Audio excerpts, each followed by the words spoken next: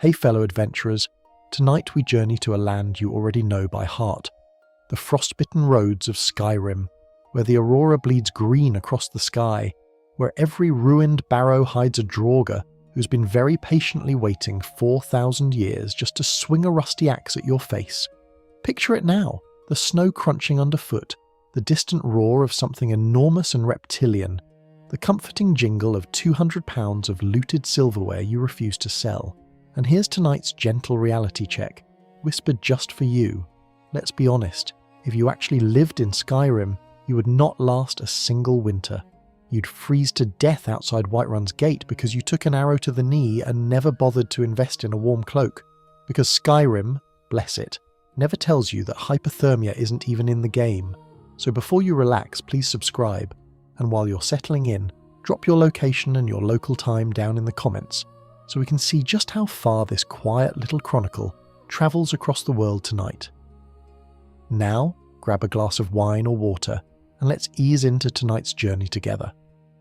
We begin with the strangest silence in all of Tamriel, because the very first thing Skyrim never explains is the person you are playing, the Dragonborn, the Dovahkiin, the prophesied hero whose coming was foretold in the ancient tongue, who alone can devour the souls of dragons and bend the world with a word, and this legendary figure, this saviour of Nirn, goes through the entire game without ever once opening their mouth to speak out loud. You conquer Alduin, you fight in a civil war, you sit down for tea with actual gods, and through all of it your hero communicates exclusively through what appears to be aggressive telepathy and a menu. Here is the core fact of it, the thing every player brushes up against and simply learns to accept. The Dragonborn is a silent protagonist. When you talk to a townsperson, you select a line of text, and then the villager responds as though you have spoken it beautifully aloud, with feeling and eye contact and impeccable timing. But you, the hero, make no sound, not a word. The whole nation hangs on your reputation as the Dragonborn, the last of a bloodline blessed by Akatosh himself, and yet nobody in Skyrim has ever actually heard your voice do anything except scream a mountain into rubble. You're the most famous mute in the history of the province, and it is not because the writers were lazy, or the lines don't exist. This is the tidbit that surprises people. The Dragonborn actually has an astonishing amount of scripted dialogue, well over 7,000 lines of it sitting in the game's files, every single one written, formatted and ready to go. 7,000 lines. That is not a hero who has nothing to say. That is a hero with the vocabulary of a career politician who has simply, mysteriously, taken a lifelong vow of on-screen silence. The words are all there, they just never touch the air, which means somewhere in Bethesda's archives is the complete unspoken monologue of the saviour of the world, and it is longer than most novels, and no living soul will ever hear it read aloud unless a modder with an AI voice generator gets bored on a weekend. Which, for the record, several of them have. Now, why does the game do this? It never tells you, of course. Skyrim would rather eat its own tail than explain a design decision, but the tradition runs deep in Bethesda's blood. This whole approach, the first-person conversation where you pick your words from a list while your hero stands there radiating dignified quiet. That convention crystallized back in the Elder Scrolls 4, Oblivion, and simply became the house style. The idea is that an empty vessel is easier to climb into. If the Dragonborn never speaks, the Dragonborn never contradicts the voice already playing inside your own head. You imagine the tone. You supply the growl or the sarcasm or the trembling fear. The silence isn't a bug, it's a doorway, and you're meant to walk through it and become the person on the other side. Bethesda actually tested the opposite once, and it went about as smoothly as a Whiterun guard's knee. In Fallout 4, they gave the protagonist a full voice, thousands of recorded lines, a real actor, genuine emotion, and the fanbase split down the middle like a troll hit with a warhammer. Some players loved finally hearing their character speak. Others felt like a stranger had moved into their head and started talking over them. It became one of the most quietly divisive things the studio ever did, and when Starfield came around years later, Bethesda quietly went right back to silence, back to the empty vessel, back to the doorway. Skyrim, in hindsight, had the right idea all along. It just never once bothered to justify itself. And this is where the community, as it always does, refuses to let a silence simply be a silence. Fans have spent years debating whether the Dragonborn's muteness is purely a gameplay convenience, or whether it might actually mean something in the lore. There's a persistent, half-serious theory that the Dragonborn is quiet on purpose, that a soul touched by Akatosh, a being who speaks the language of dragons, whose very voice can shatter stone and command the dead, might simply choose not to waste ordinary words. Why murmur pleasantries when the same throat can level a fortress?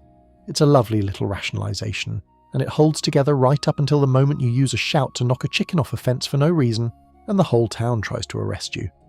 Others take the theory darker, suggesting the Dragonborn's silence is a kind of dissociation, that a person who has died and been reborn with the soul of a dragon, who casually eats the essences of other living beings, might not be entirely present in the human sense anymore, that the quiet is the quiet of something wearing a person's shape, but no longer quite living inside it.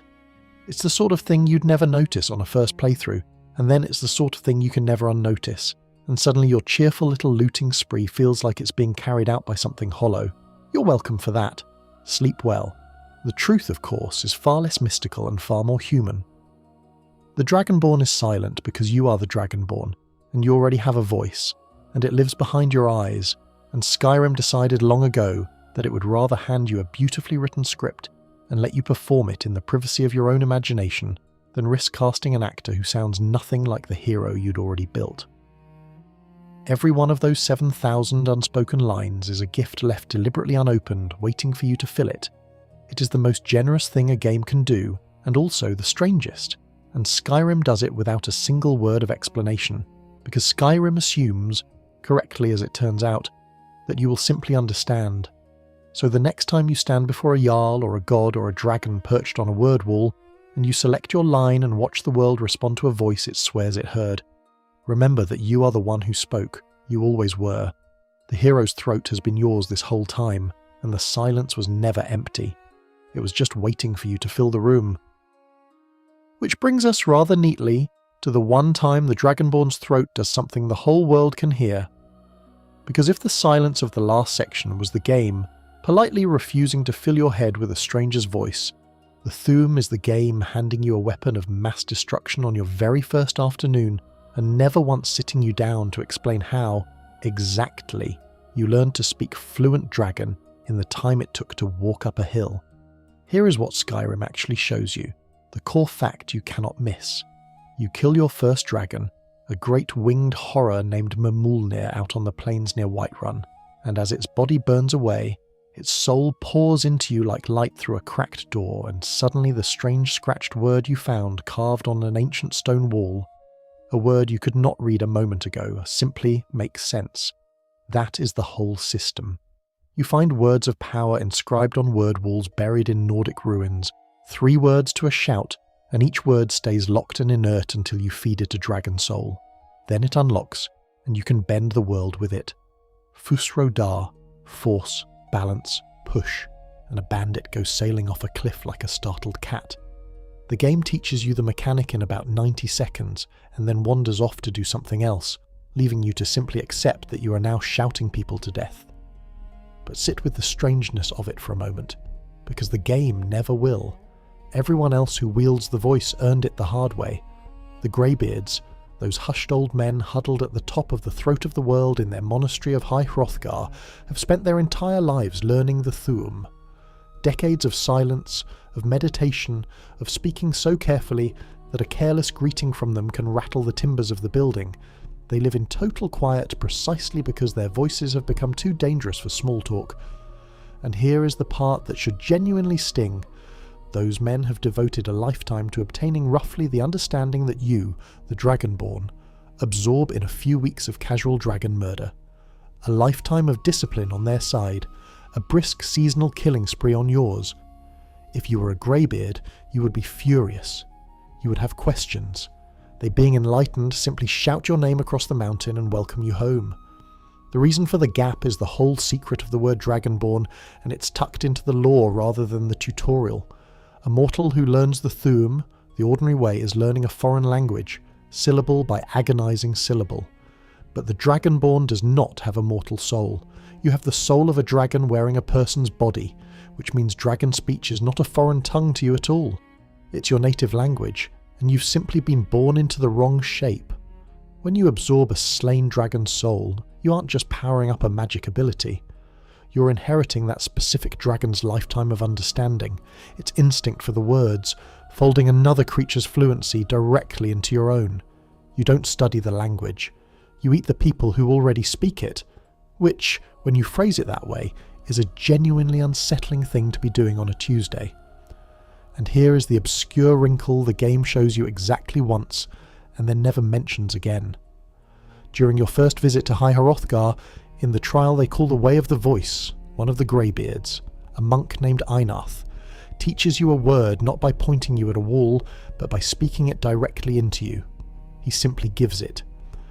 The knowledge transfers straight from his mind to yours in a heartbeat, no dragon soul required. It's a tiny moment, easy to miss, and it quietly reveals that the Dragonborn's gift isn't only about draining dead dragons. You can absorb mastery from any living master who's willing to hand it over. You are, in the most literal sense, a sponge for other people's decades of work. The Greybeards spend their lives earning what you can be gifted over a cup of tea, and none of them seem remotely bitter about it, which frankly makes them better people than any of us would be.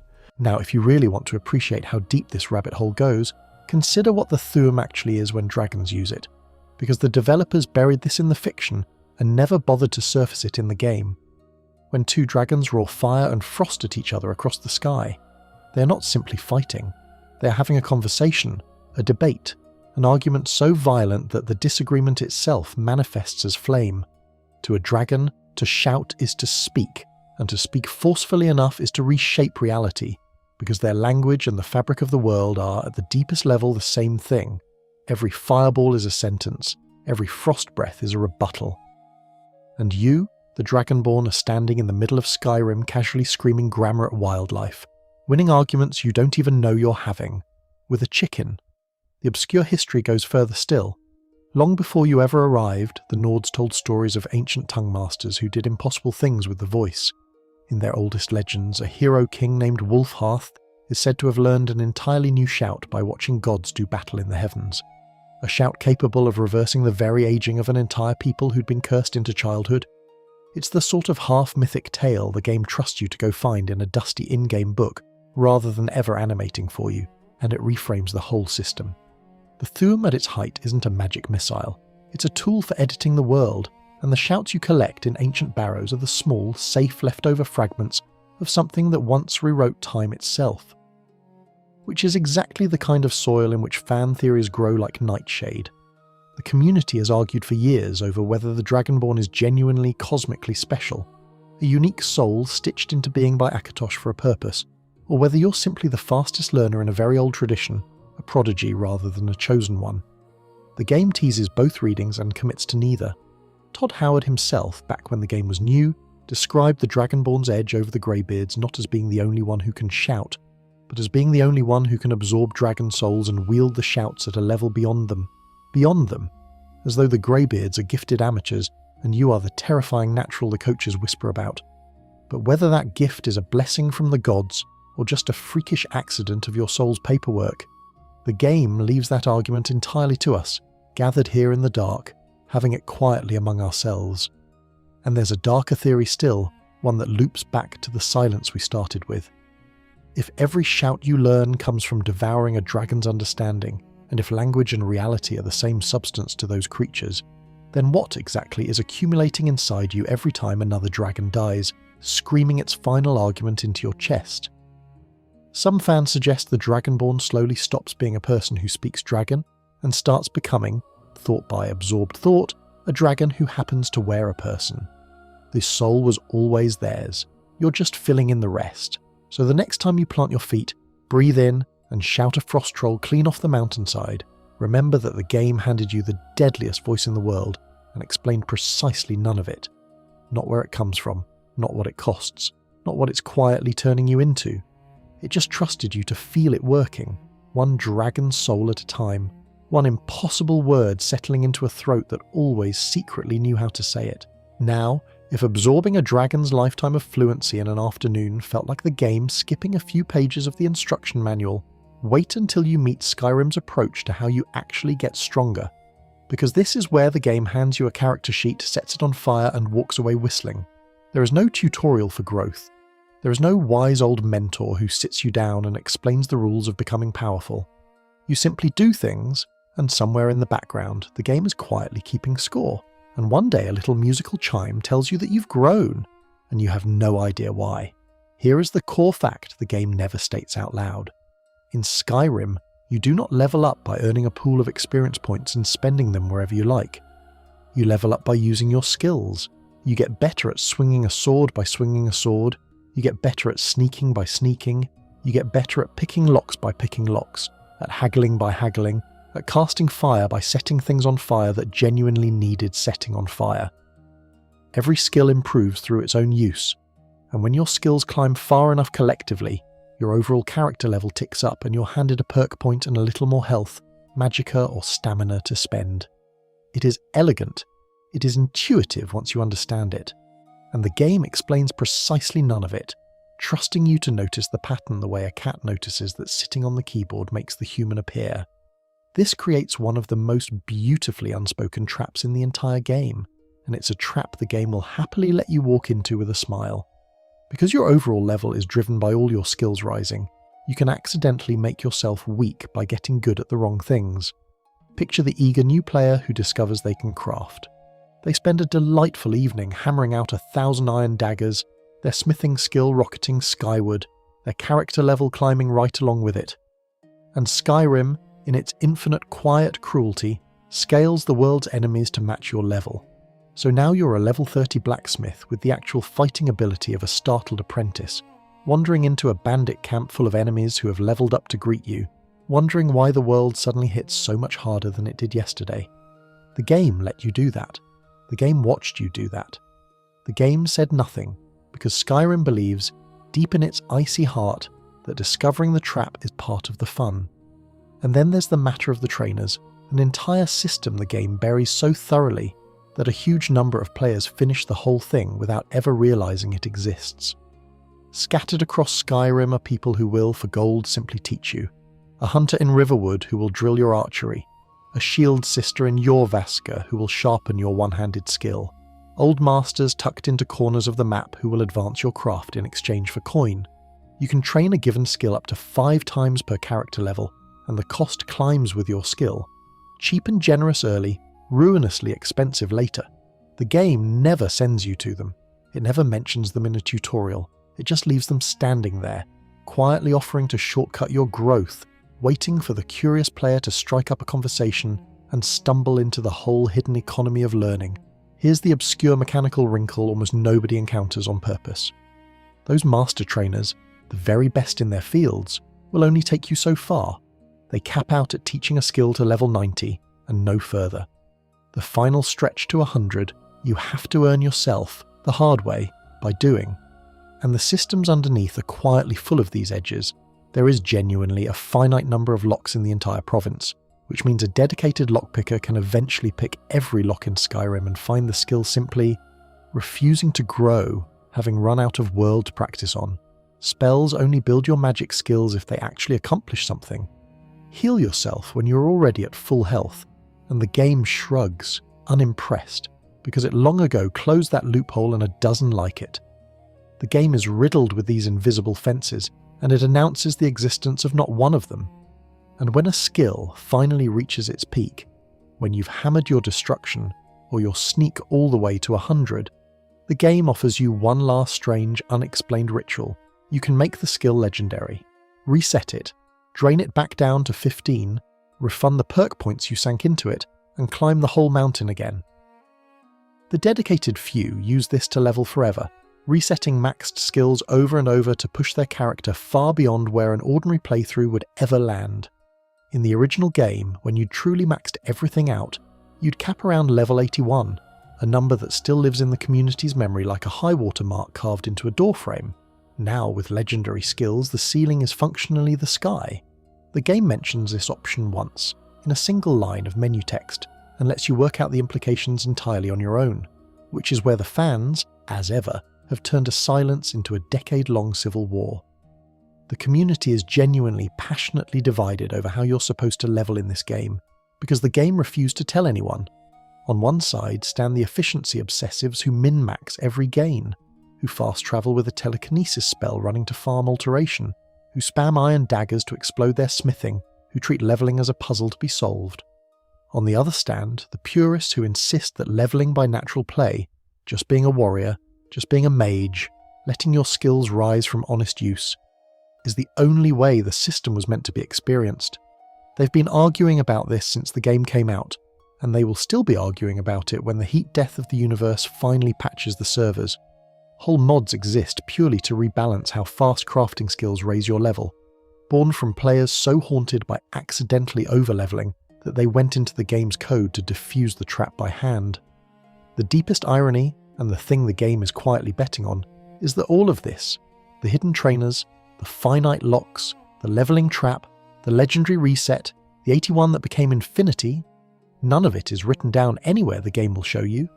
Every bit of it had to be discovered, tested, argued over and passed hand to hand through a community of players teaching each other the rules of a game that refused to teach them itself. Skyrim didn't ship with a manual for becoming powerful. It shipped with a world, and it trusted that if it stayed quiet long enough we'd map the whole invisible machine ourselves, out of nothing but curiosity and 1,000 ruined iron daggers.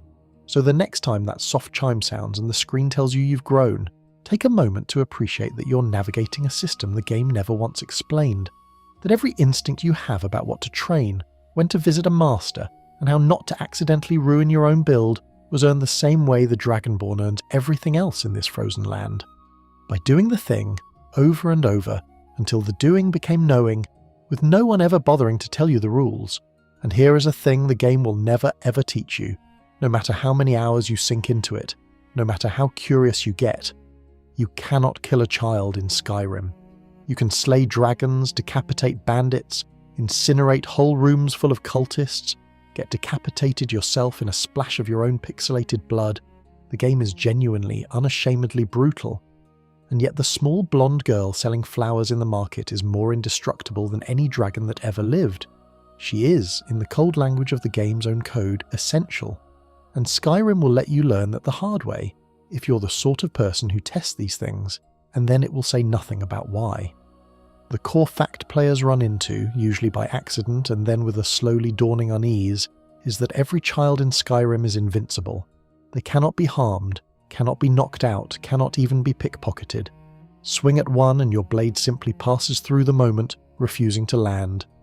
Some of the tougher street kids will actually draw a little dagger and defend themselves if you keep swinging, which is somehow both hilarious and deeply humbling. You, the World Eater's bane, chased off by a 9-year-old with attitude. And in a game where the entire land is drowning in a civil war, where dragons torch villages from the sky, where you personally leave a trail of corpses across 9 holds, the children remain the one category of person the apocalypse simply cannot touch. The game presents this as completely normal and moves on, trusting you to quietly file it under things we do not discuss. The reason, of course, is one the game would rather chew off its own leg than state out loud. Bethesda made the children unkillable to avoid handing the world a child murder simulator, and the mechanism is almost comically simple. Deep in the game's development tools, there is quite literally a checkbox labelled child, and ticking it wraps the character in invincibility like a warm blanket. That's the whole grand mystery. A checkbox. Every untouchable orphan in the province owes their immortality to a developer somewhere clicking a little box to keep the game off the front page of a newspaper. The lore never mentions it, because the lore has nothing to do with it. This is the machinery under the world poking through the surface, and the game simply papers over the seam and hopes you won't stare too long. But here's where it gets quietly, genuinely unsettling, and where the obscure detail turns the whole thing sideways. Because the children are invincible and everyone else is not, the game contains a horror it never intended and never acknowledges.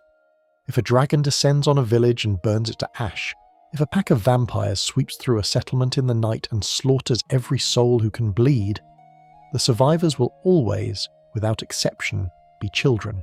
Picture it. The smoke clearing over a ruined hamlet, every adult dead in the street and wandering through the wreckage, untouched, unkillable, are the kids. It's the sort of thing the game would never dare put in a cutscene, and it happens organically, over and over, as an accident of the rules.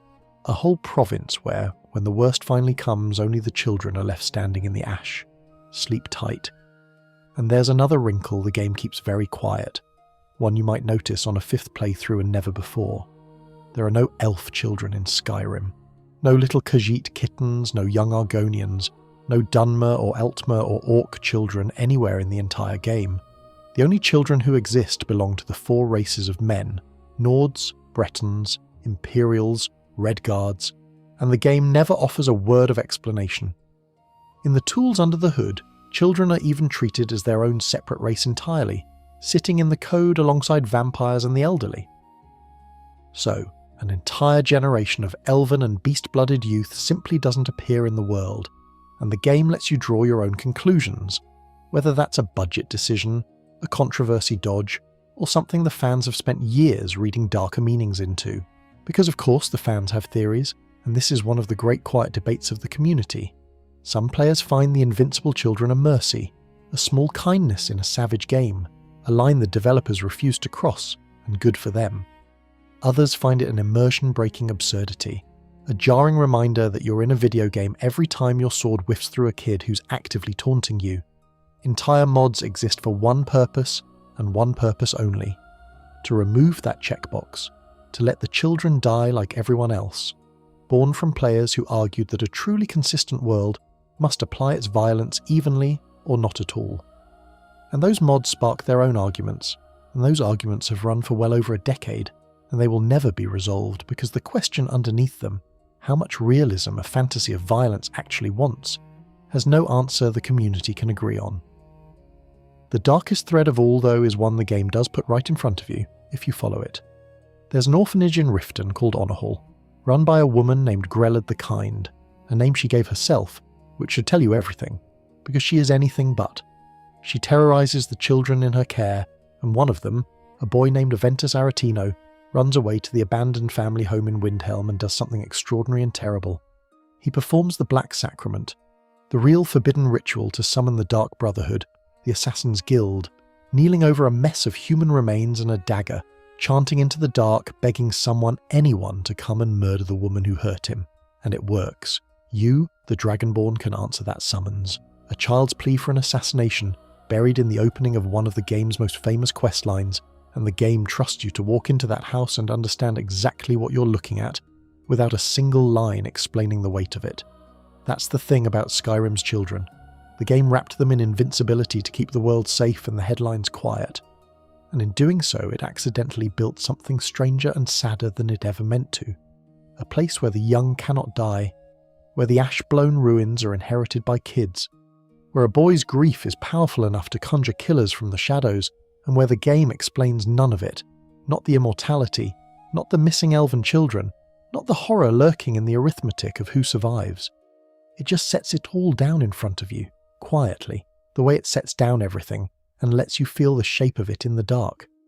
So the next time a Riften urchin tries to sell you a flower, or a street kid mouths off and dares you to do something about it, remember that you're looking at the one truly deathless thing in all of Skyrim. Not a god, not a dragon, not a Daedric prince, but a child, protected by a checkbox and a decision no one ever wrote into the lore, standing serene and untouchable in a world that will happily kill absolutely everyone else, from the untouchable to the unaccountable. Because if Skyrim's children obey a logic the game refuses to explain, its economy obeys no logic at all, and the game is even quieter about that. You will spend hundreds of hours in this world buying and selling, hauling sacks of treasure from ruin to city, and at no point does anyone sit you down to explain why a humble shopkeeper in a mud-brick town can only ever hand you a few hundred coins, why the same iron dagger you bought for a fortune sells back for a pittance, or why, in the great markets of Skyrim, a cabbage and a war axe seem to occupy roughly the same rung of the cosmic ladder of value. The core fact, the one every player collides with the moment they try to offload a dungeon's worth of loot, is that merchants in Skyrim have a hard limit on their money. A typical shopkeeper carries somewhere around 750 gold to trade with, and the little stall vendors out in the open air might have as little as 25 coins to their name. That's it. That's the whole treasury. You can march into a shop dragging a dragon's ransom in enchanted armour, and the merchant will look at you and count out their 400 coins and shrug because they physically cannot give you more than they have. Sell them something and their purse shrinks, buy something and it swells. And so you learn, without ever being told, to spread your loot across every merchant in the hold, making a slow shopkeeping pilgrimage from Whiterun to Windhelm just to convert your treasure into coin, one modest transaction at a time. The prices themselves follow rules. The game keeps entirely to itself. Merchants will never ever sell you something for less than its base worth and never buy anything from you for more. The house always wins. You buy at roughly 3 times an item's true value and sell at roughly a third of it, which means the moment a thing passes through your hands, it loses about 90% of its worth, like a cursed car driven off a lot. The only thing that shifts this brutal math is your speech skill and the perks that come with it. The silver tongue that slowly talks the world into treating you more fairly. And even that has a ceiling, because the game quietly decided that some things are simply beyond negotiation. You can be the most persuasive soul in all of Tamriel, with every speech perk unlocked and a tongue like warm honey, and you still cannot sell a torch. Not one. The humble torch exists outside the economy entirely, immune to your charm, worth nothing to anyone, forever. Here is the obscure detail lurking underneath, and it's one of my favourites in the whole game, because it's the exact moment the machinery pokes through the fantasy. A merchant's gold is stored as a particular kind of number in the game's code, a signed 2-byte integer for the curious, and that kind of number has a hard ceiling of 32,767. Push a merchant's gold above that number, usually by dumping enormous wealth into them, and something wonderful and stupid happens. The game breaks. You sell them an item, and you receive nothing. No gold at all, just a little speech experience and the growing suspicion that you've been robbed by a shopkeeper who is technically holding too much money to count. It's a bug born purely from the limits of arithmetic, a place where the illusion of a living economy dissolves into the cold truth that it was all just numbers in boxes the whole time, and some of those boxes only go so high, and the gold comes back, though the game never explains the rhythm of it. Wait around 2 days, 48 hours of in-game time, the standard restock cycle, and a merchant's coffers refill, their shelves restock, the world quietly resets their little economy behind the scenes while you weren't looking. There's no calendar, no announcement, no merchant grumbling about a fresh shipment arriving. The wealth simply regenerates on a hidden clock, the way everything in Skyrim regenerates. The bandits in the cleared cave, the alchemy ingredients on the hillside, the Draugr in the barrow you emptied last week. The world is a great breathing machine of respawns, and the merchants breathe with it, and you're never told the tempo. You just learn, eventually, that if you come back in a couple of days, the coin will be there again. Which brings us to the great unspoken absurdity that fans have poked at for years, and it's this. The economy of Skyrim, examined closely, makes no earthly sense. Prices don't respond to supply or demand. If famine wouldn't raise the price of bread, a flood of stolen gems wouldn't lower the price of gems. The value of a thing is a fixed number stapled to it at creation, nudged only by your own silver tongue. A cabbage costs a coin or two, a fine steel sword costs a bit more, but not the 100-fold more that reality would demand, because the game's values were tuned for gameplay balance, not economic realism. Players have written long, loving, half-exasperated analyses of how a world this detailed can have an economy this hollow, how a shopkeeper with 750 gold is somehow the wealthiest person the Dragonborn will meet all day, while the Dragonborn personally carries enough enchanted loot to buy the entire town twice over and simply cannot find anyone able to make change. The community's theories here run from the practical to the delightfully overwrought. Some argue it's simply an abstraction, that the merchant's gold limit represents not their literal life savings, but the liquid coin a small-town shop can reasonably move, with the rest of Skyrim's wealth tied up in land and goods, and the vaults of the truly powerful, like the Blackbriar family who quietly own half of Riften and never seem short of coin. Others lean into the joke, imagining a Dragonborn so absurdly wealthy that they've personally caused inflation across the province, a walking economic catastrophe hauling around more gold than the entire banking system of Tamriel can absorb, and the game, characteristically, weighs in on none of it. It hands you a purse, sets a ceiling on every merchant, hides a clock behind the shelves, and trusts you to work out the strange, broken, oddly charming rules of getting rich in a world where nobody has any money. There's even a way to bend those rules, buried in the speech tree that the game barely mentions. Sink a perk into becoming an investor, and you can hand a merchant a lump of gold that permanently raises how much they can trade with forever after. You, the Dragonborn, quietly buying a stake in the shops of Skyrim, propping up the very economy you're busy overwhelming. It's the closest the game comes to acknowledging the whole problem. You have so much wealth, and the world's so little capacity to hold it, that your only real move is to start funding the merchants yourself. A hero so rich they have to bankroll the market that serves them, one modest investment at a time, and the game lets you discover that quiet absurdity entirely on your own. So the next time you stand at a market stall, watching a vendor count out the last of their 25 coins for the dragon priest mask you're trying to unload, don't curse the poverty of Skyrim's shopkeepers. Marvel instead at a game that built an entire breathing world and then wired its economy together with fixed numbers, hidden clocks, and a purse that can only ever hold so much, and explained not one coin of it, trusting you, as always, to simply figure out how to get rich in a land that quietly cannot afford you. And speaking of hidden clocks, of a world that quietly keeps time behind the shelves while you aren't watching, let's talk about the strangest clock of all, the one that governs fast travel, that little act of clicking a spot on the map and simply being there, that the game hands you on your first day and never once bothers to explain the metaphysics of. Because when you fast travel across Skyrim, something genuinely bizarre is happening to time and space and the fabric of what's supposedly real, and the game just fades you through a loading screen and trusts you not to ask too many questions. Here is the core fact, the mechanism you use 1,000 times without thinking. Fast travel is not, in the fiction, teleportation. You click Riften on the map, the screen fades, and you appear in Riften. Instantly, in your real-world seat, no journey to sit through. But in the game's own timeline, the clock advances exactly as though your character had physically walked the whole distance on foot. The hours pass. The sun crawls across the sky. The world ages the appropriate amount as if the Dragonborn had trudged every mile of frozen road you skipped. So the teleportation is only an illusion for you, the player. Inside the story, your hero apparently walked the entire way, they just did it in the gap between two loading screens, in a blink of narrative time you're never shown. And this creates a delicious little contradiction the game refuses to acknowledge, one that trips up thoughtful players every time. Fast travel can actually cost you more in-game time than simply running there yourself. Sprint across the tundra on your own two legs and you might arrive in 20 minutes of game time. Click the same spot on the map and you can lose several hours, because the game calculates the journey as if you strolled it at a leisurely walking pace rather than sprinting like a lunatic with a dragon on your tail. So the fast in fast travel refers entirely to your time, the players, the person on the couch.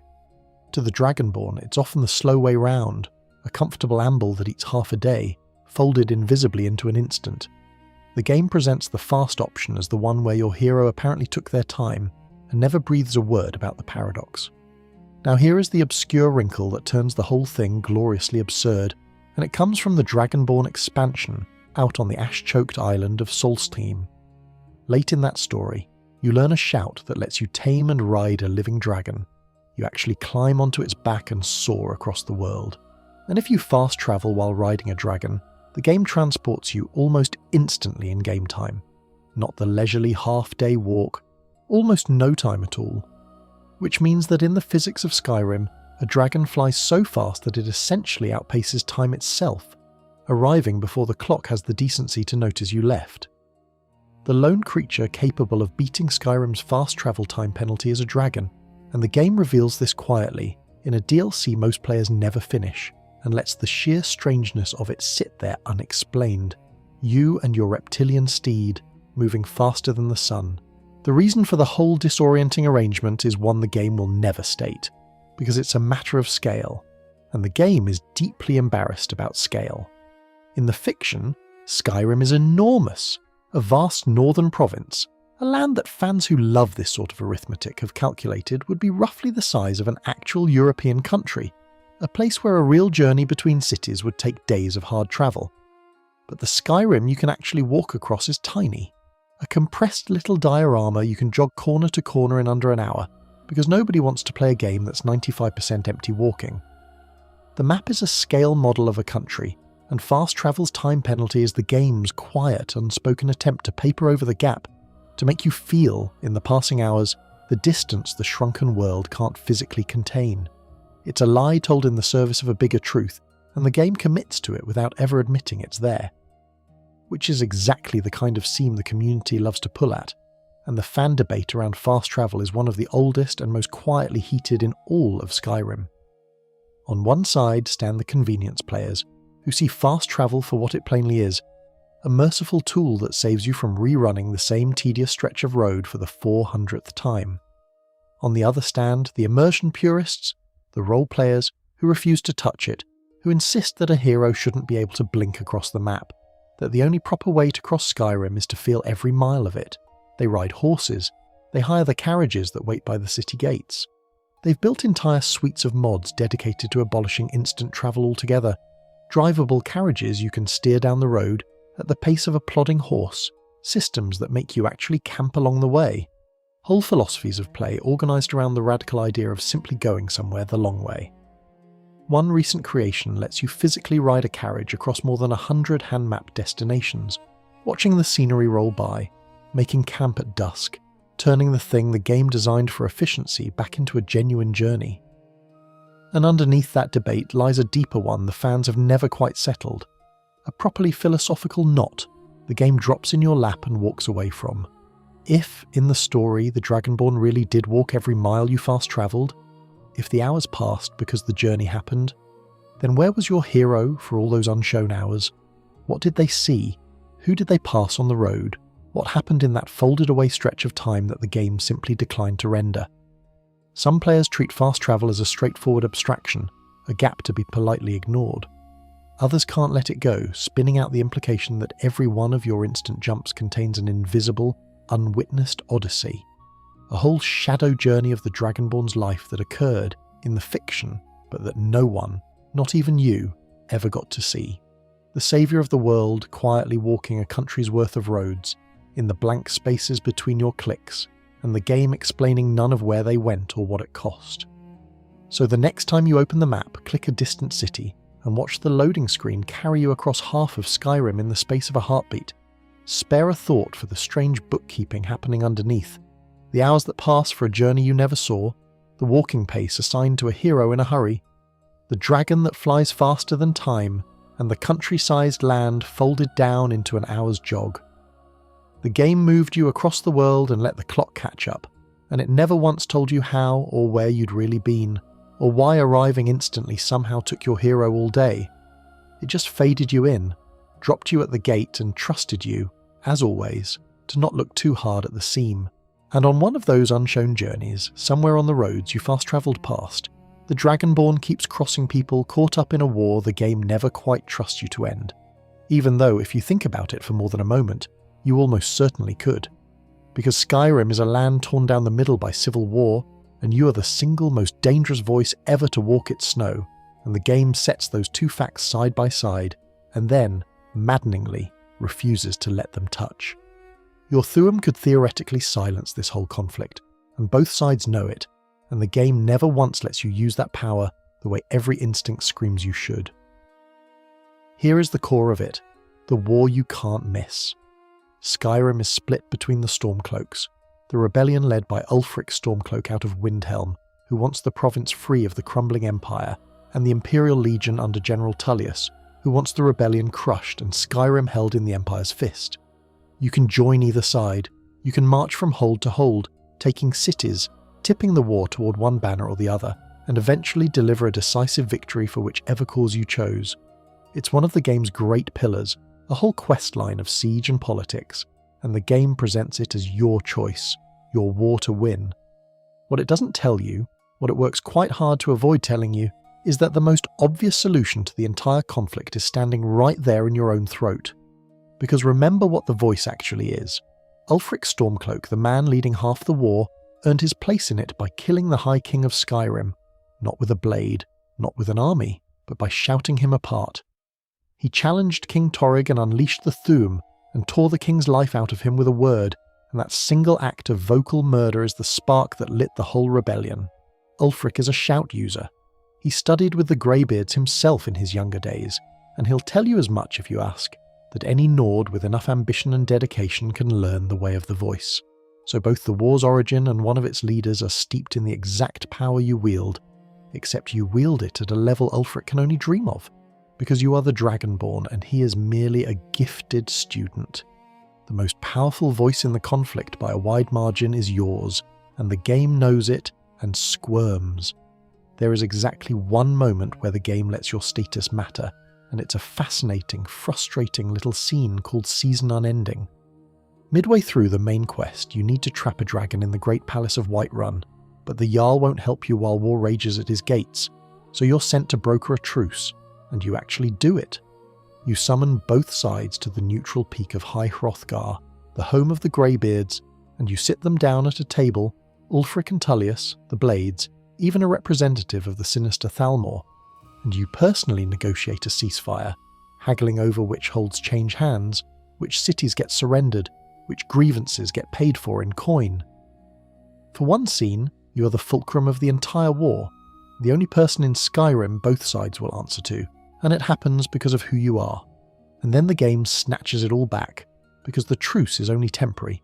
The moment you finally slay Alduin, the fighting picks right back up where it left off, as if the whole negotiation were a held breath. There is no permanent peace on offer. There is no neutral ending. The game lets you pause the war and pointedly refuses to let you end it. Here is the obscure detail that makes the whole thing sting, buried in the words of the Greybeards themselves. When you go to arrange that truce, the Greybeards note something quietly extraordinary about you, that what is overlooked in the Dragonborn is not permitted to any other follower of the Way of the Voice. They are pacifists. They believe the Thu'um is sacred, a gift meant for worship and meditation, not a weapon. They spent the whole first act of the game gently scolding you for wanting to use it in battle, and yet, for you, they make an exception.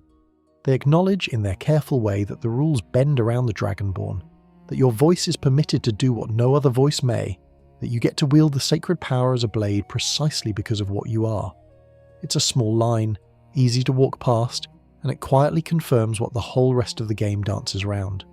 Your voice is special enough to break the rules, powerful enough to matter, feared enough that even the pacifist monks make room for it, and still, the game will not let you turn it on the war itself.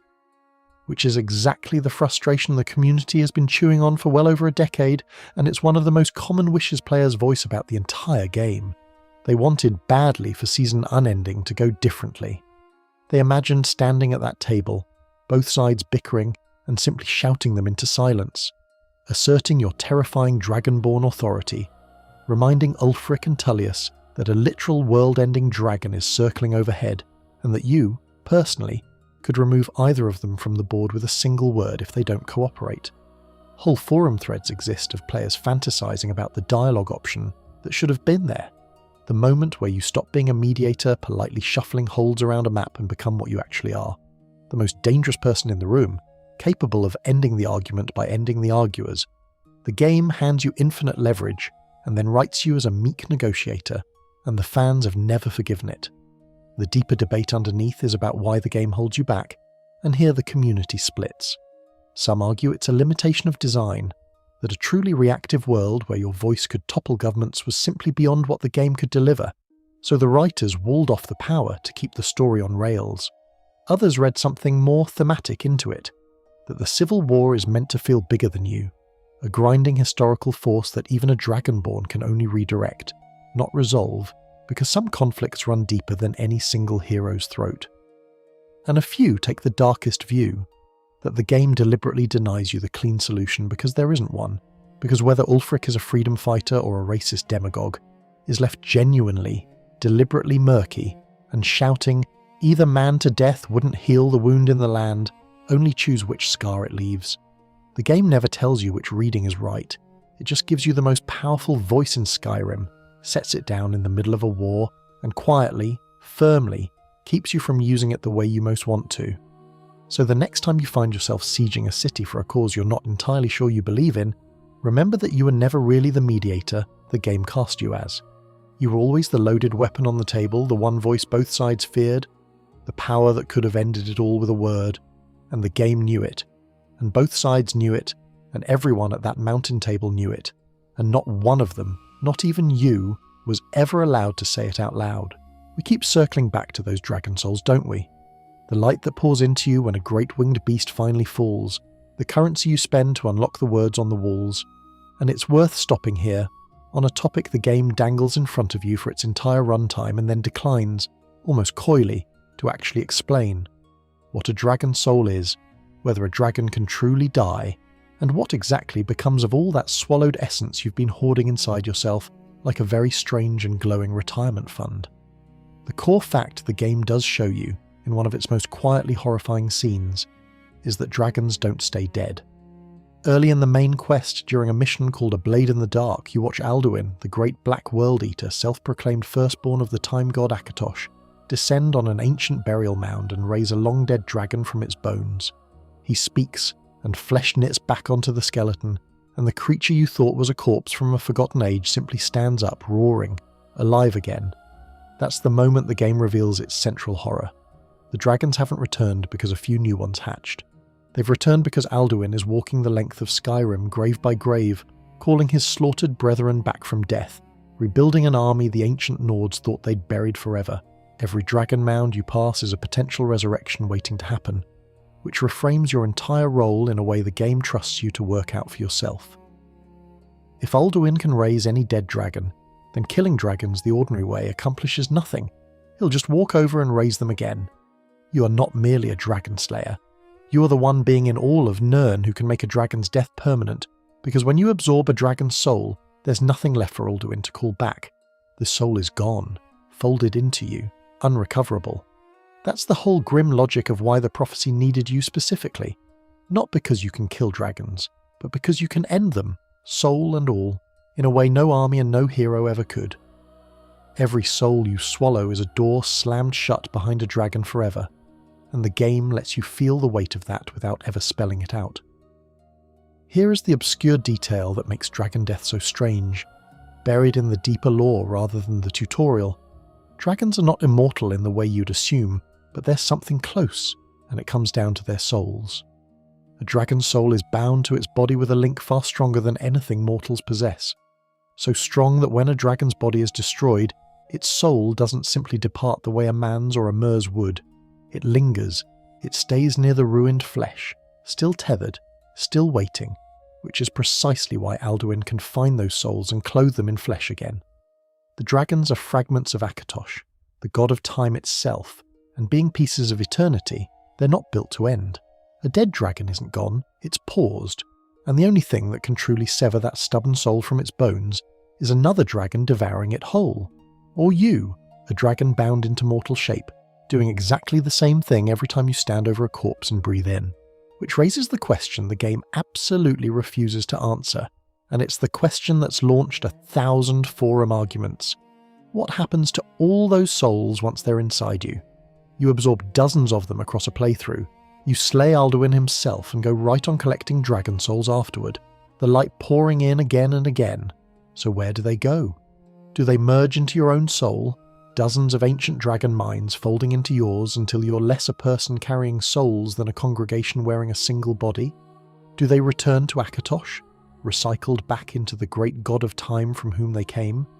Do they scatter into the strange metaphysical undercurrent the lore calls the Dreams Leave, the place where souls dissolve and reform? The game shows you the light going in, and never once shows you where it settles. You're a vault with an intake and no visible exit, quietly accumulating the essences of an entire species, and nobody, not the Greybeards, not the Blades, not the dragons themselves, ever tells you what you're actually holding. The community has been chewing on this for over a decade, and the theories run from the tidy to the genuinely unsettling. Some players hold that the souls simply cease, spent as fuel to unlock your shouts, consumed and gone the moment you learn a word of power, no more mysterious than firewood. Others insist that can't be right, because you keep absorbing souls long after you've unlocked everything, which means they're piling up somewhere with no purpose the game admits to. The darker reading, and the one that never quite leaves you once you've heard it, is that every dragon's soul retains something of its dragon, its memories, its instincts, its ancient hunger, and that the Dragonborn slowly becomes a crowded thing, a mortal shell packed with the ghosts of everything they've killed, more dragon with every death until the person who started the journey is barely the majority shareholder in their own skull. The game gives you no way to confirm or deny it. It just keeps handing you souls and looking the other way, and there's an even deeper debate humming underneath, one that reaches all the way up to the gods. The game leans hard on the idea that Alduin is the firstborn of Akatosh, a dragon, a sun, a piece of the time god sent to periodically devour the world so it can begin again. But scholars within the game's own fiction can't agree on whether Alduin and Akatosh are two beings or one. Some texts treat them as father and rebellious child. Others suggest Alduin is simply an aspect of Akatosh himself, the destroyer facet of the god of time, wearing the mask of a wayward son. If that's true, then when you kill Alduin, you may be killing a fragment of a god, or you may be doing something the universe requires, halting a necessary apocalypse and leaving the world running past its expiration date. The game raises the possibility, through dusty books and cryptic dragon speech, and then, as always, sets it down and walks away, leaving you to argue it out in the dark.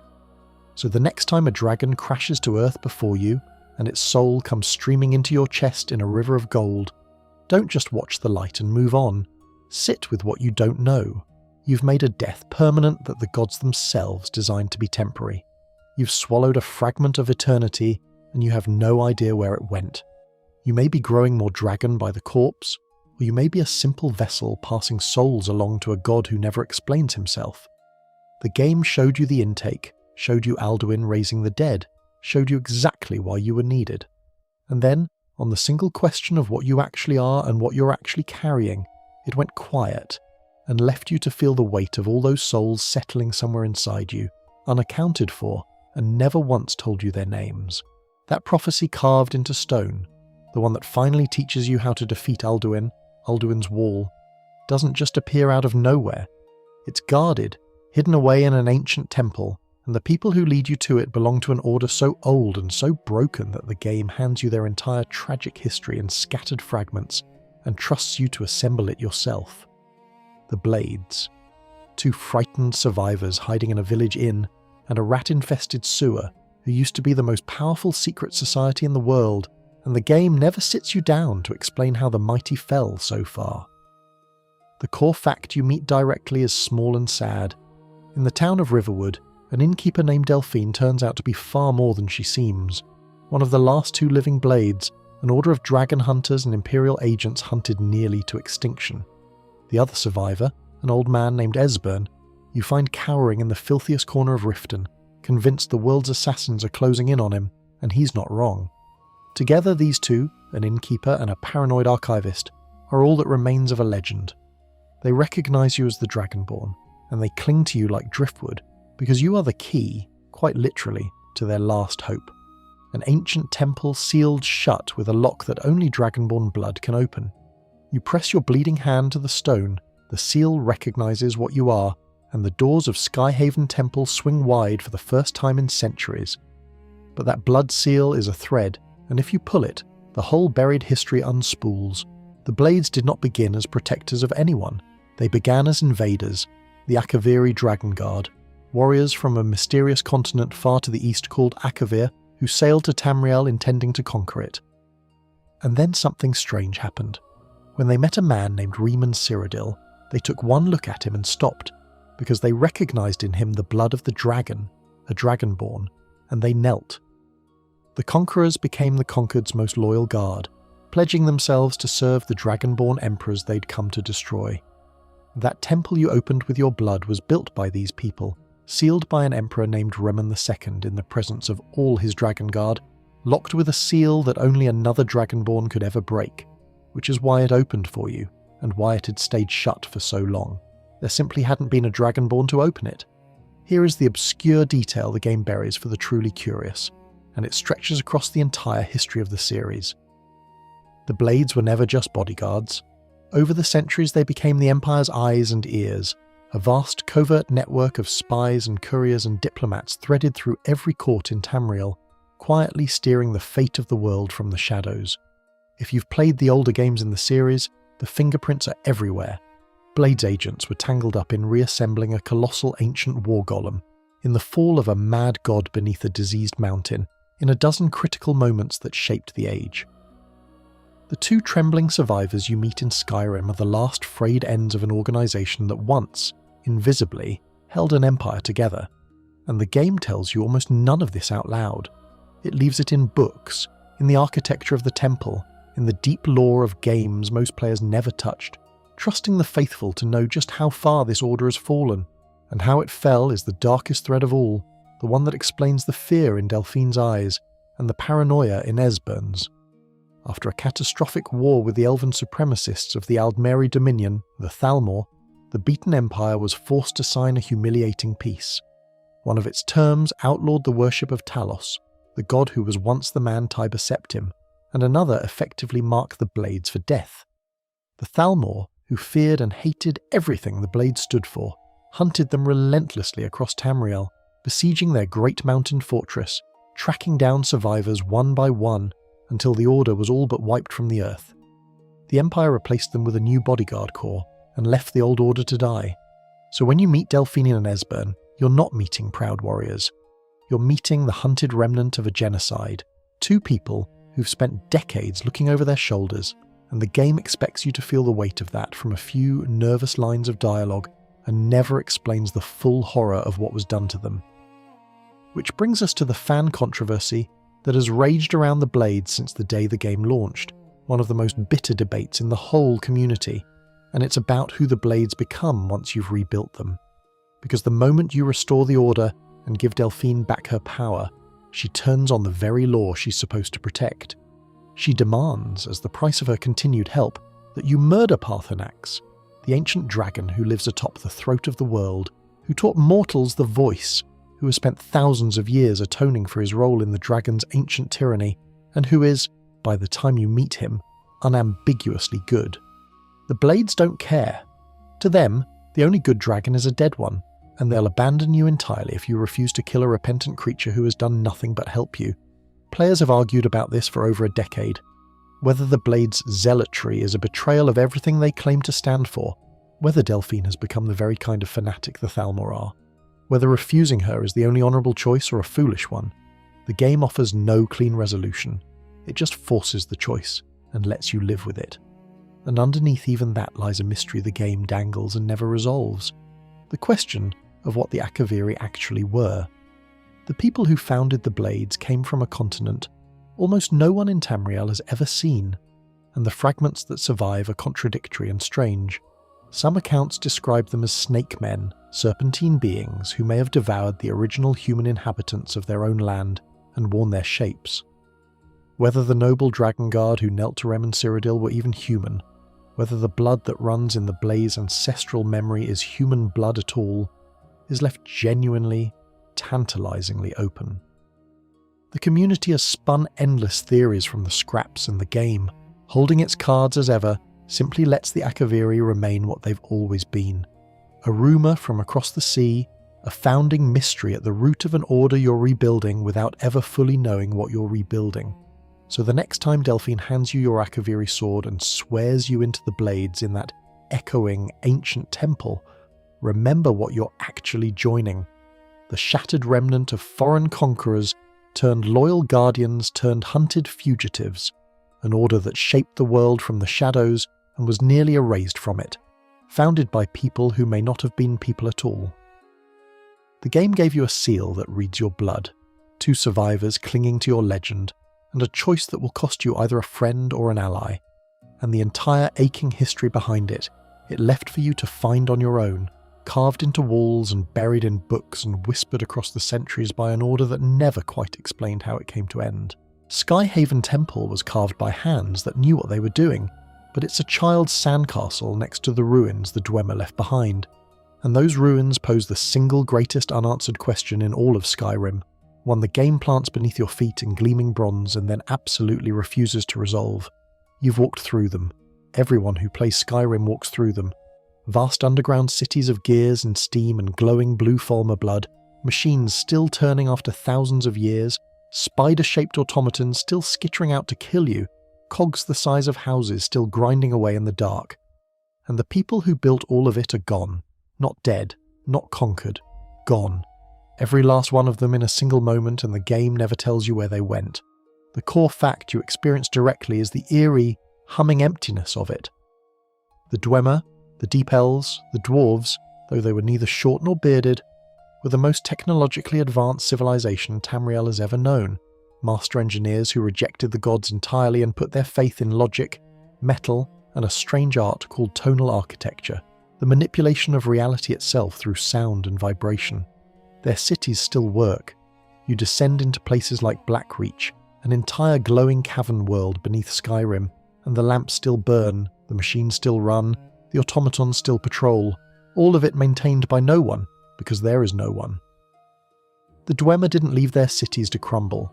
They left them running, mid-task, as though the entire race stepped out for a moment thousands of years ago and simply never came back.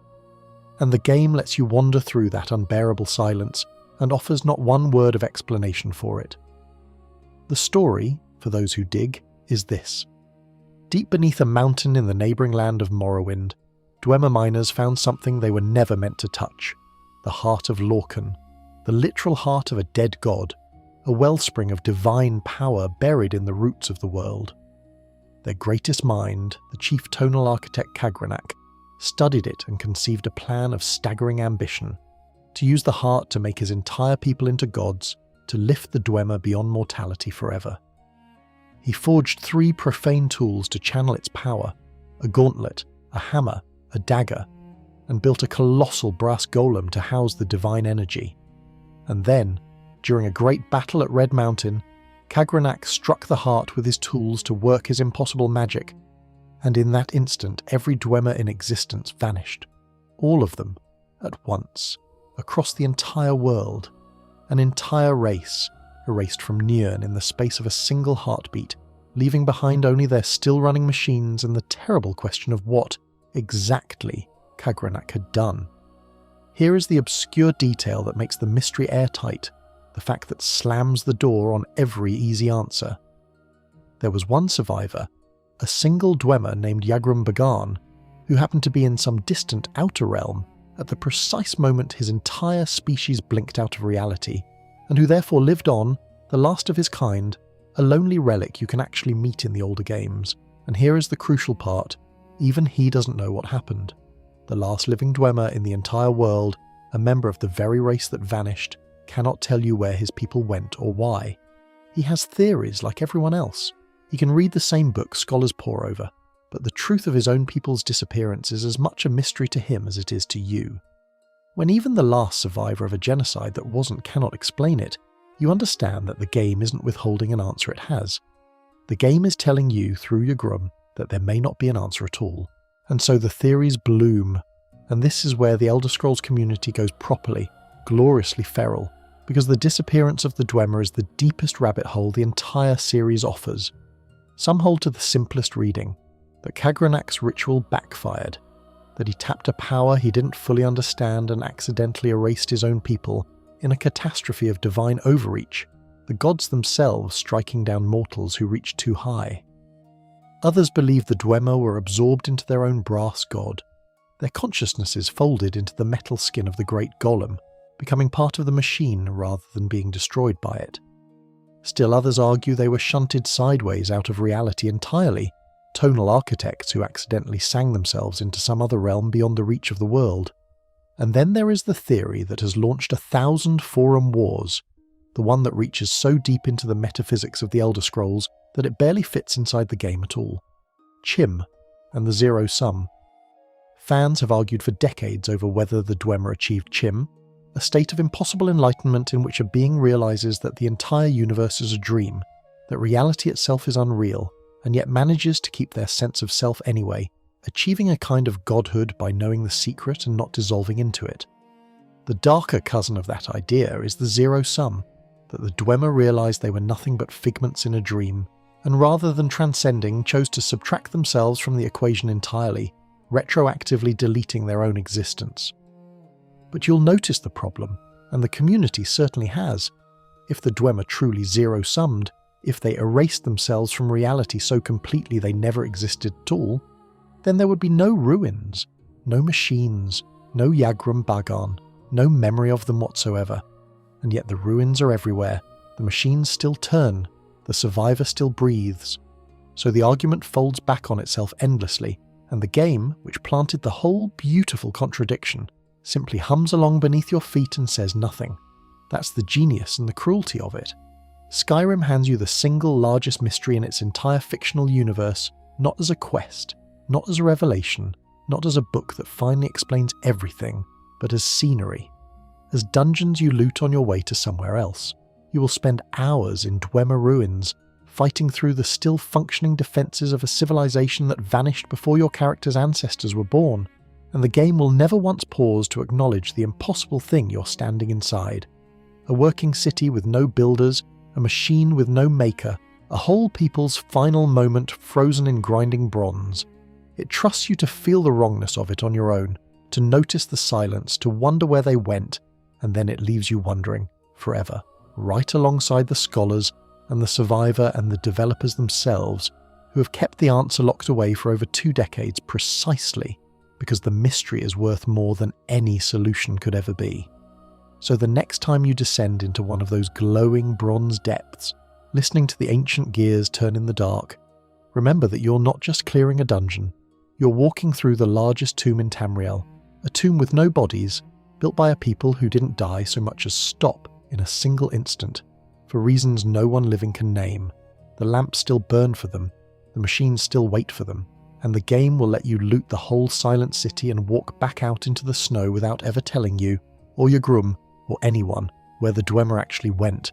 The Dwemer hid nothing. They simply vanished and left their secrets grinding in the dark.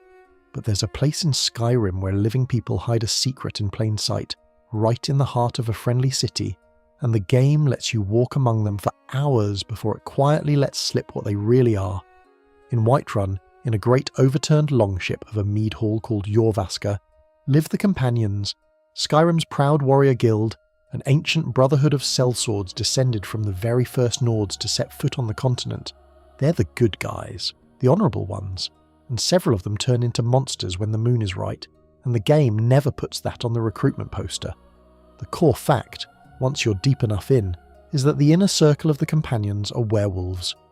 Not cursed victims stumbling through the wilderness, deliberate initiated werewolves who gather in a hidden chamber beneath the city called the Underforge and pass the beast blood to one another as a mark of honour.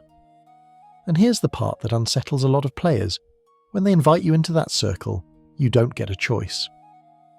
The ceremony is simple and irreversible. A warrior named Aedra cuts her arm and lets her werewolf blood flow into a basin, and you drink, and there is no dialogue option to decline. To advance in the Companions at all, you must become a beast.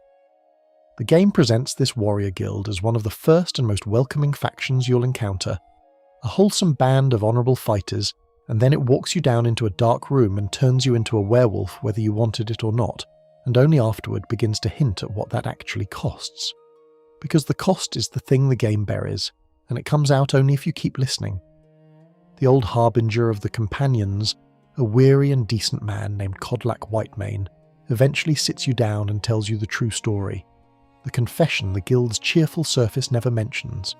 Long ago, one of his predecessors struck a bargain with a coven of witches to gain the power of the beast, and he did not understand the price he was paying, because werewolves, in the lore, do not go where Nords are supposed to go when they die.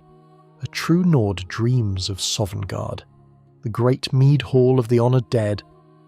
But a werewolf's soul is claimed at death by Hircine, the Daedric prince of the hunt, and dragged instead to his hunting grounds, to chase prey through the wild forever. The Companions traded their eternal rest for strength on Earth, and most of them never even knew it. Kodlak knows, and it terrifies him, an old warrior who wants nothing more than to die a Nord's death and feast in Sovngarde, realising that the blood in his veins has quietly stolen that ending from him. The game hands you this genuine tragedy in a single optional conversation, and if you rush through, you'll turn into a werewolf and never learn what it means. Here is the obscure detail, buried in that confession, that gives the whole thing its shape. The witches who granted the beast blood are the Glenmoril Coven, powerful, monstrous hags, and they hold the secret of the cure as tightly as they hold the curse. To lift the beast blood from a companion, you need the severed head of a Glenmoril witch, cast into a sacred fire called the Flame of the Harbinger, which draws the werewolf spirit screaming out of the person's body so it can be fought and killed. That's the ritual. That's how you free a soul for Sovngarde, by decapitating a witch, burning her head in ancient flame, and slaying the beast that comes howling out. And the game never advertises that a cure exists at all until you're already transformed and already invested. There's no sign in Jorvaska reading, "Ask about our optional lycanthropy reversal." You have to earn the whole grim secret, curse and cure alike, by walking the path far enough to be told. And the community, being the community, found a mystery hidden even inside the cure, the puzzle of the extra witch head. When Kodlak sends you to the Glenmaril Coven, there are 5 witches living there, and the ritual only requires 4 heads to cure everyone who wants curing.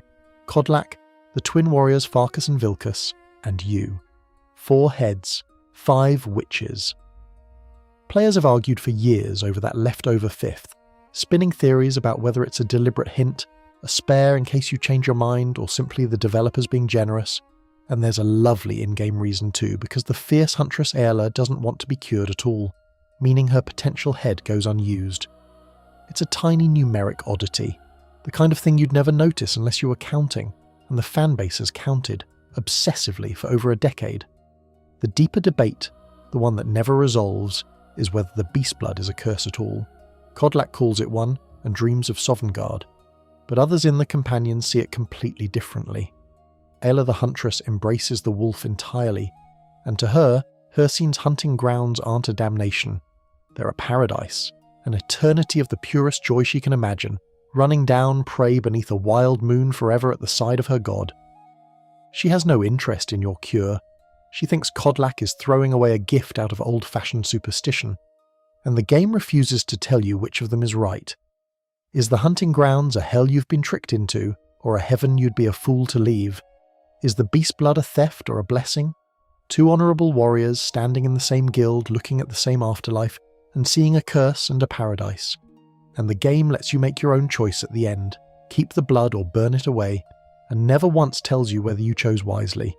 There's even a quiet reward for the player who resists the obvious moral of the story. If you cure yourself the way Kodlak begged, you close a door, you lose access to certain powers that only the werewolf can claim, gifts of the hunt itself that require you to keep the beast. The game structures it so that doing the right thing, the thing the tragic old harbinger wanted, costs you something real, while embracing the curse opens paths that stay forever shut to the cured. It's the game's sly way of refusing to make the choice easy, of ensuring that even your virtue has a price, and your damnation has its perks, and of course it explains none of this to you either. You have to weigh it yourself, in the dark of Ysgramor's tomb, with a witch's head in your pack, and an old man's ghost warming his hands at a fire only you can see. So the next time you walk into Jorvaska and share a drink with the honourable companions, remember what half of them are hiding under their honour. A bargain struck in ignorance, an afterlife quietly stolen, a beast passed hand to hand in a dark room beneath a friendly city. The game let you join the warmest guild in Skyrim and made you a monster before it told you the cost, and then it buried the whole aching truth. The curse, the cure, the stolen Sovngarde, the paradise of the hunt, in a single confession you had to earn, trusting you, as always, to keep listening long enough to learn what you'd already become. Kodlak's terror only makes sense if you understand what he was afraid of losing, and here's the strange thing. The game spent that entire questline hinging on the geography of the afterlife without ever once drawing you the map. Where do the dead go in Skyrim? The question sits underneath everything, and the answer is far stranger and more sprawling than the game admits. There isn't one afterlife. There are many, a whole tangled atlas of destinations for the departed soul, and Skyrim scatters the pieces across a dozen sources and trusts you to assemble the map of death yourself. The core fact, the one piece the game actually shows you, is Sovngarde. Late in the main quest, you do something almost no mortal has ever done. You walk into the afterlife while still alive. You climb onto a dragon's neck and are carried to a portal, and you step through into a vast misty hall beneath a shimmering sky, where the honoured dead of the Nords feast and wait for eternity. This is Sovngarde, the Nordic heaven, a realm forged at the dawn of time by the god Shor for the warriors he deemed worthy. And you're there, because Alduin is there too, hiding in the mist, feeding on the souls of the dead to restore his strength. The World Eater has turned heaven itself into a hunting ground. So the game does, for once, let you see an afterlife directly. It just shows you exactly one, and lets you assume that's the whole story. It isn't. And here's the obscure sprawl the game buries in books and offhand remarks. Sovngarde is only the Nordic door. Every people, every faith has its own destination, and the lore quietly names them if you know where to look. The Red Guards believe their honoured dead sail to the far shores. The Khajiit look to the sands behind the stars. Worshippers of the various Daedric princes are drawn down into their patron's realm in oblivion when they die, and some of those realms are paradise, and some are the stuff of nightmares, and where your soul goes, it turns out, depends less on the race you were born and more on who you served in life. Sovngarde is for those who die as Nords die in glory, but a soul that pledged itself elsewhere is claimed elsewhere, dragged to whatever power held its devotion. The whole system runs on allegiance, on worship, on the invisible contracts a soul signs across a lifetime, and the game never sits you down and explains a single line of it, which is exactly why Kodlak was so afraid, and now his terror makes sense. A Nord werewolf doesn't go to Sovngarde no matter how gloriously he dies, because the beast blood is a claim, a signature Hircine wrote into his soul the moment he took the curse. When he dies, the Prince of the Hunt collects, and off to the hunting grounds he goes to chase prey forever instead of feasting with his ancestors. That's the whole tragedy of the companions in one sentence. They signed a contract they couldn't read, and it redirected their souls to a different address entirely. And vampires face the same fate pointed at a darker door. Their souls belong to Molag Bal, dragged down to the frozen misery of Cold Harbour. And the elite thieves called the Nightingales pledged their very deaths to the Daedric Prince of Shadow, spending eternity as ghostly guardians in her twilight realm rather than resting at all. Each of these is a soul that traded its natural afterlife for power, and the game reveals each cost quietly, separately, never once assembling them into the grim ledger they collectively form. And then there is the door no soul chooses, the one that should genuinely stop you cold, the soul cairn. Because here is a thing you do, constantly, without a second thought, that the game never frames as the horror it actually is. Every time you soul trap an enemy to power an enchantment on your gear, you're not simply harvesting energy. You're seizing that being's soul at the moment of death, ripping it out of whatever afterlife it had earned. Sovngarde, the far shores, a Daedric paradise, anywhere, and binding it into a gem. And when you spend that gem to recharge a sword or enchant a helmet, the soul doesn't return to where it belonged. It's cast into the soul cairn, a bleak grey limbo of endless tormented spirits, drained of purpose, trapped forever. You have condemned it, casually, for a slightly sharper blade. The game lets you do this thousands of times across a playthrough and never once tells you that your enchanting hobby is a small industry of damnation, that every glowing weapon you carry is powered by a soul you tore from paradise and abandoned in hell. The community has picked at every seam of this hidden atlas for years, and the debates run hot. The most persistent is whether anyone but a Nord can reach Sovngarde at all. Players point to the Ebony Warrior, a mighty Redguard who seeks you out specifically to die a glorious death at your hands, murmuring Sovngarde with his last breath as though he expects to wake in that misty hall. But he's a Redguard, whose people sail to the far shores, and the Civil War dead you meet in Sovngarde are all Nords, Stormcloak and Legion alike, suggesting the hall admits only the children of Atmora. So did the Ebony Warrior get his wish, or did he die reaching for a heaven that was never open to him, ending up somewhere else entirely still believing? The game never says. It just lets him die smiling and leaves you to wonder whether the smile was earned or tragically misplaced.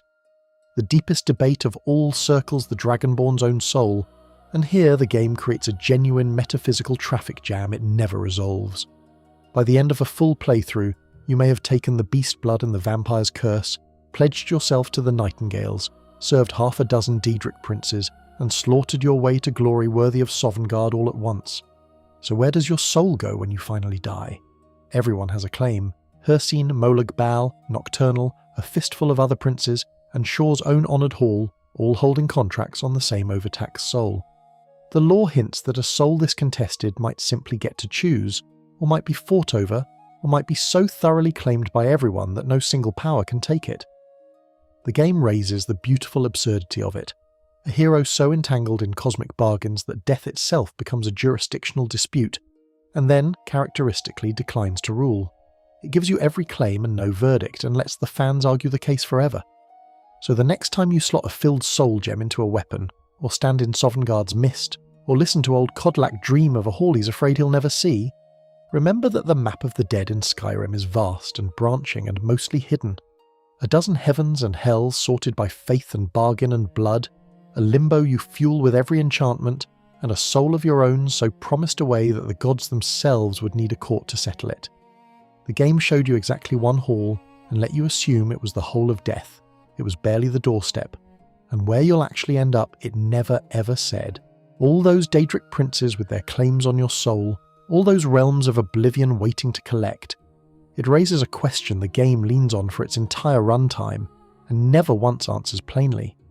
Who, among the gods of Skyrim, are you actually supposed to trust? Because divine politics run through everything in this world. Wars are fought over which gods are real. Whole factions exist to worship or hunt the higher powers. And you, the Dragonborn, spend the game doing errands for deities without the game ever telling you which of them are helping you and which are quietly using you for their own amusement. The core fact, once you sort it out, is that there are two great families of gods, and Skyrim expects you to know the difference by osmosis. The Aedra are the benevolent ones, the divines, worshipped in temples across the land, the gods who created the mortal world by sacrificing much of their own power to make it. You'll see their shrines everywhere, offering blessings. You'll hear priests praise the Nine, and then there are the Daedra, the Daedric princes, who did not sacrifice anything to build the world, and instead rule their own private realms of oblivion, and who are painted, broadly, as the dangerous ones, the tricksters, the powers a wise mortal keeps at arm's length. Good gods and bad gods, saints and demons. That's the shape most players absorb without ever being formally taught it. Except the game buries a detail that quietly detonates that neat little morality, and it's this. The difference between the Aedra and the Daedra means far less than anyone lets on. They come from the same origin, the same primordial spirits present at the dawn of everything, and the only real distinction is a choice made at the beginning of time, whether to pour yourself into building the mortal world or to stand apart from it. That's it. Not good versus evil, not holy versus demonic, just a decision about creation, made in the first moment that hardened into two camps in a few million years of propaganda. And the loyalties weren't even fixed. Gods switched sides. A noble Aedra can be twisted into a Daedric prince. A being that started among the light can end among the shadow. The whole clean division the mortal races cling to is, on close inspection, a story they tell themselves, and the game leaves you to discover the messiness on your own. Here's the part that should genuinely unsettle you, the irony sitting right at the centre of the whole system. The good gods never speak to you, and the bad gods won't stop. The Aedra, the benevolent divines, are distant. They created the world and then largely withdrew from it, influencing mortals only through vague blessings and the occasional artifact never appearing, never talking, never asking anything of you directly. But the Daedra, the Daedric princes, are chatty. They reach right into the world and hand you quests, speak to you through altars and possessed objects, offer you their legendary weapons in exchange for a favour. Across Skyrim, the gods who actually engage with you, who give you gifts and guidance and personal attention, are almost entirely the ones mortal society brands as demons. The benevolent gods leave you alone, the dangerous ones take an interest, and the game never once pauses to note how strange and backwards that is, that a hero seeking divine help finds only the evil gods willing to pick up the phone. And those Daedric quests are where who to trust becomes a genuine trap because the princes use you constantly, and the game rarely warns you until it's too late. You'll do a favour for one and find yourself committing a quiet atrocity in service of a god of murder. You'll answer another's call and end up torturing a man into abandoning his own faith to satisfy a prince of domination. You'll be flattered, manipulated, set against innocence, made complicit in schemes you only half understand, and at the end, handed a shiny artifact as payment, as though the powerful cursed thing in your pack makes up for what the god just made you do. Some of the princes are almost fond of mortals in their alien way. Others regard you as a tool to be spent and discarded. the game gives you almost no reliable signal about which is which going in.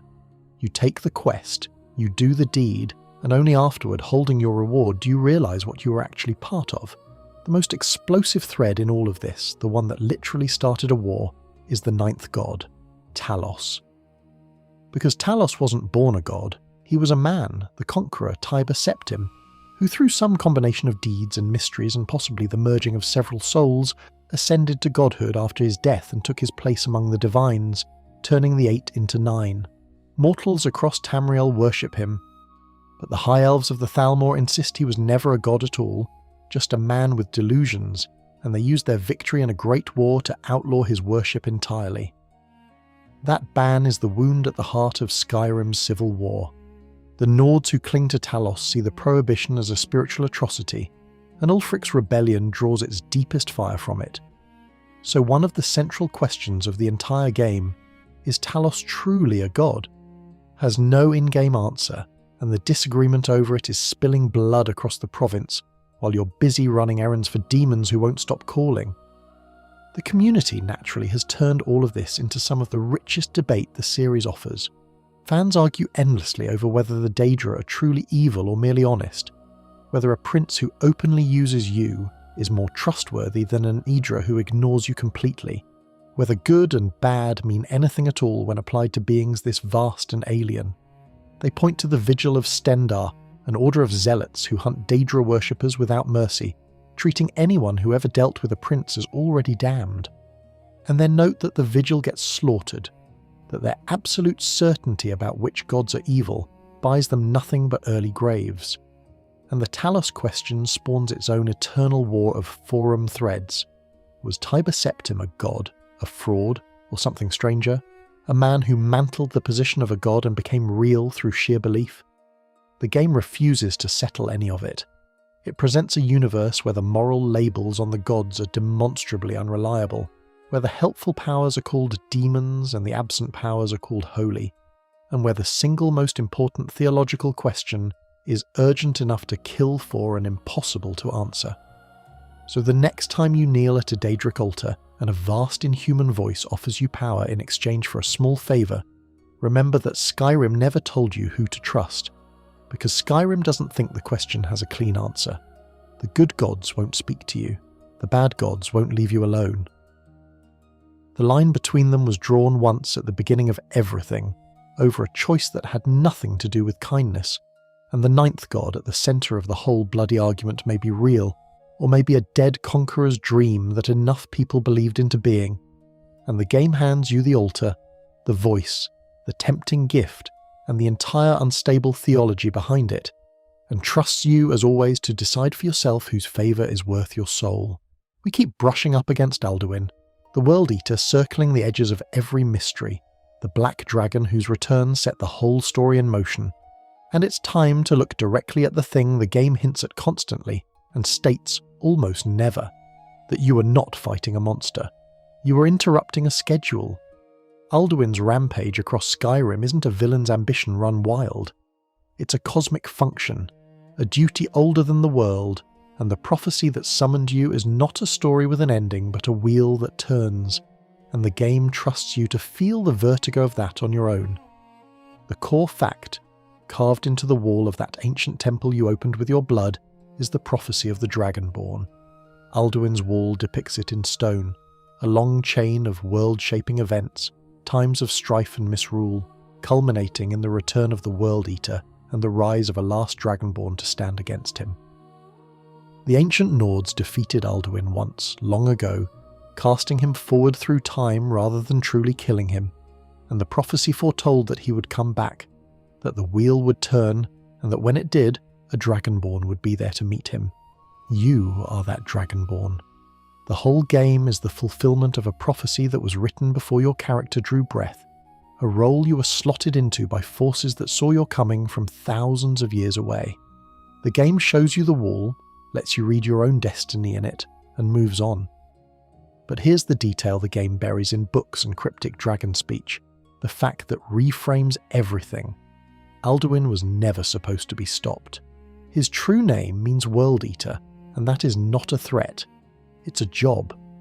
In the deepest Nordic cosmology, the world runs in cycles called kalpas, and Alduin's sacred function is to devour each world when its time is done, so that a new one can be born from the ashes, the way a serpent swallows its own tail and is reborn at the source. The current world, your world, the one you're adventuring through, exists only because Alduin ate the last one. He is the necessary apocalypse, the divine wrecking ball that clears the ground for the next creation, and the reason he became a villain is that he forgot his purpose. Instead of ending the world at its appointed hour and beginning the next, he decided he'd rather rule this one, to be a god king over mortals instead of the humble destroyer who makes way for what comes after. Alduin didn't go rogue by attacking the world. He went rogue by refusing to end it on time and choosing to dominate it instead. Which means, and the game will absolutely never say this out loud, that your great heroic victory is metaphysically complicated. When you defeat Alduin in the misty halls of Sovngarde, you're not just saving the world. You may be jamming the gears of a cosmic cycle, keeping a world alive past the point where it was meant to be consumed and reborn. The ancient heroes who banished him the first time only delayed the reckoning. You've delayed it again. The two wisest characters in the game, the Lawmaster Esbern and the Elder Greybeard Arngeir, both quietly acknowledge this when they speak of your triumph. You have defeated Alduin, they say, or at least until the end of time comes. Until the end of time, not forever, not for good. They know, and they let you feel it, that what you did was hold back the tide, not stop it. That the World Eater's true defeat may not be something a mortal can accomplish at all, only postpone. And here is the obscure thread that keeps the whole question open. The detail that should make your skin prickle if you remember how dragons work. When you kill an ordinary dragon, you absorb its soul, and that severed soul folds into you, making the death permanent, unrecoverable. But Alduin's soul, at the end, you do not absorb. His body is destroyed in Sovngarde, and his soul simply isn't consumed. It's gone, but not into you. The game shows you Alduin fall and never gives you his soul the way it gives you every other dragon's, which leaves the door hanging open. Some scholars within the lore suggest a dragon's unabsorbed soul may dissolve over time, or drift back to rejoin Akatosh, the great god of time from whom Alduin sprang, but nobody knows. And because his soul was never eaten, never sealed away inside a mortal vessel, there is nothing in the metaphysics of the world to say Alduin cannot someday return. When the wheel turns again, when the current Kalpa reaches its true end, when time itself calls the World Eater back to the duty he once abandoned, there's an even stranger possibility humming underneath, one that reaches all the way up to the gods. Alduin and Akatosh, the World Eater and the Dragon God of Time, are, as we've touched on, possibly two faces of the same being, mirror brothers, or aspects of a single divine force split into destroyer and preserver.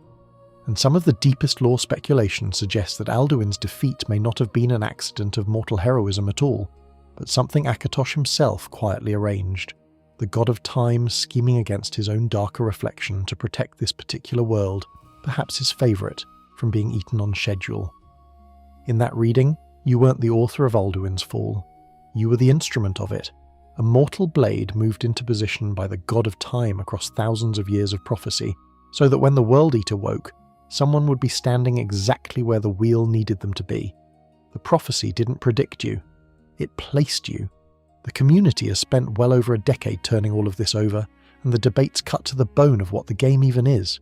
Did defeating Alduin break the cycle, or merely pause it? Is the world now living on borrowed time, running past its expiration date, waiting for a World Eater who will inevitably return? Is the Dragonborn prophecy a single story, or an endless loop? Remen, Tiber Septim, the last Dragonborn, an unbroken chain of dragon-blooded heroes appearing again and again whenever the wheel demands one, and that word, last. Why is the prophecy so certain you are the last Dragonborn, when the cycle has produced so many before you? Does last mean final, the one who ends the need for any more? Or does it simply mean most recent, the latest turn of a wheel that will turn again?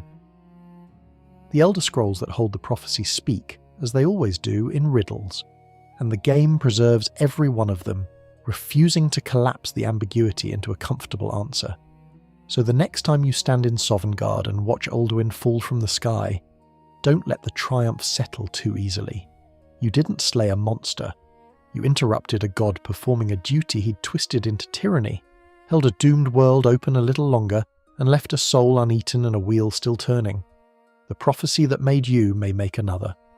The World Eater whose end you delayed was only ever supposed to be delayed. And the game hands you the victory, the misty hall, the falling dragon, and the entire dizzying cosmology behind it.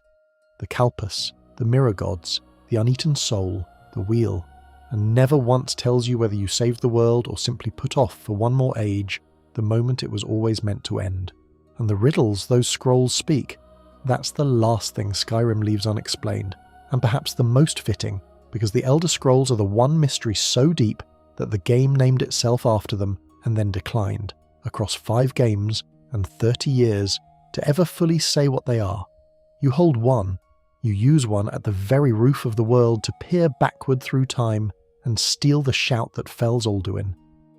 And the game hands you this reality-warping artifact the way it hands you everything, casually, without ceremony, without a single honest word about what you're actually reading. The core fact you experience directly is unnerving enough. An Elder Scroll is a physical object, a great ornate scroll of gold and gears, and it is said to contain knowledge of all possible pasts, all presents, all futures at once. Every thread of what was, is, and might be, woven into a single unreadable text. When you unfurl one at the throat of the world, time itself parts around you, and you're standing in the ancient past, watching Nord heroes battle Alduin, learning the Dragonrend shout by witnessing it used thousands of years before your birth. The scroll doesn't describe the past to you, it puts you inside it. You read a book and the book rewrites where and when you are standing. And the game presents this staggering act of temporal sorcery as just another quest objective, a thing you do on a Tuesday afternoon between dragon fights. But here's the price the game shows you, the horror it makes explicit. Reading an Elder Scroll destroys the reader. There is an order of monks called the Cult of the Ancestor Moth who devote their entire lives to studying the scrolls, and every one of them goes blind. Not metaphorically, physically, permanently blind, the light burned out of their eyes by the act of reading truths a mortal mind was never built to hold. And it's gradual, and they know it's coming, and they take the creeping darkness as a point of pride, young novices tending the elder priests who've already lost their sight to the scrolls they loved. In one of the expansions, you personally watch it happen. A moth priest named Dexion reads a scroll to help you, and the light takes his eyes right there, in front of you, mid-sentence, and he's blind for the rest of the game. The game makes the cost vivid and immediate. Read the unreadable and you go dark. Here is the obscure detail that turns the whole thing into cosmic vertigo. Nobody knows where the Elder Scrolls came from, and that includes the gods. They are not the work of the Aedra, the gods who built the world. They are not the work of the Daedra, the princes of oblivion. Neither family of gods made them, neither can fully read them, and neither can say what they truly are. They seem to exist outside of creation entirely, older than the world, older perhaps than the gods themselves, fragments of some absolute record that predates the distinction between past and future. The deepest lore suggests they may not even be objects at all in the way we understand objects, but pieces of the fabric of reality caught in written form, prophecies so fundamental that they don't predict the future so much as help decide it. To read one is to glimpse the source code of existence, and existence, understandably, does not want to be glimpsed, and charges your eyesight for the privilege. And the game buries a genuine puzzle in your own hands, one the community has argued over for years. Because you, the Dragonborn, read an Elder Scroll at the throat of the world, and you read it improperly, without the careful months of preparation the moth priests undertake, without the sacred ritual, just unrolling the thing on a mountaintop because you needed to see the past.